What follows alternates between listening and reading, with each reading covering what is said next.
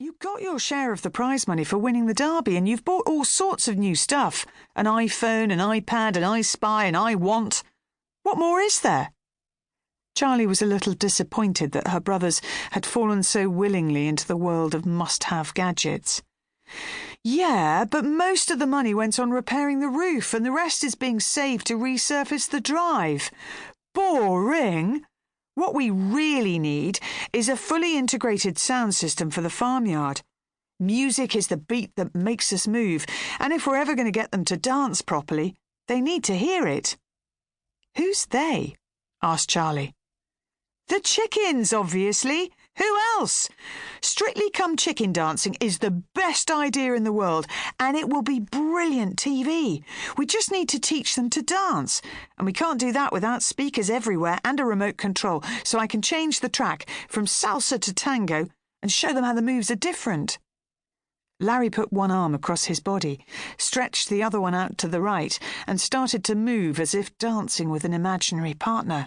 He flicked his head from side to side and raised one leg, bending it at the knee.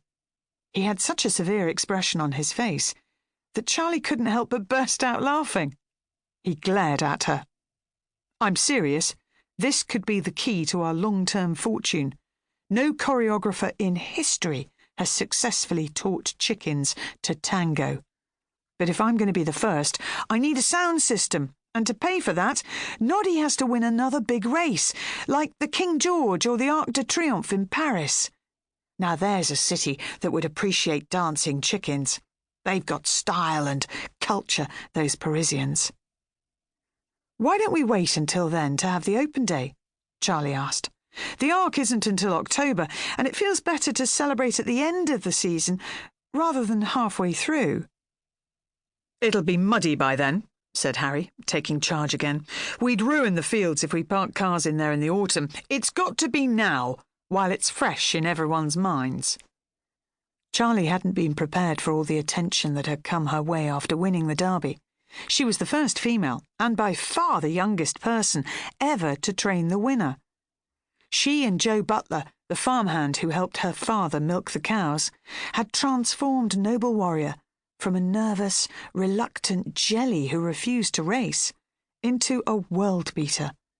The family had been offered millions of pounds for him, but he was not for sale, not at any price. Oh, and then there was Percy, the fat, grumpy, hairy little pony without whom Noble Warrior couldn't function. Percy had played his part too, carrying Charlie across the middle of the Epsom Downs to get to the winning post before the runners reached it. He wasn't for sale either. Not that anyone had offered. When Noble Warrior had seen his friend Percy ahead of him, just beyond the finish, he had thundered down the straight so fast that Joe said it was like flying. In the photo finish, Noble Warrior's black nose had just nudged ahead at the line.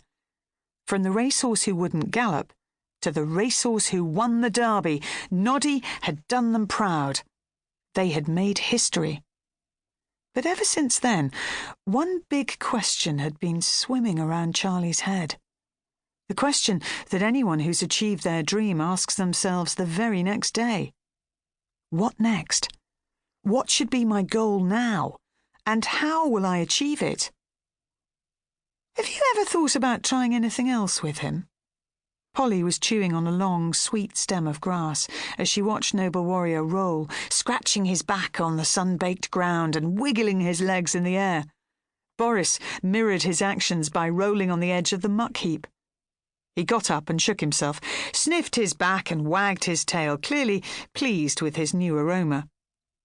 Polly was the reason the Bass family had bought Noble Warrior in the first place. Charlie had been at a horse auction, waving to get her friend's attention.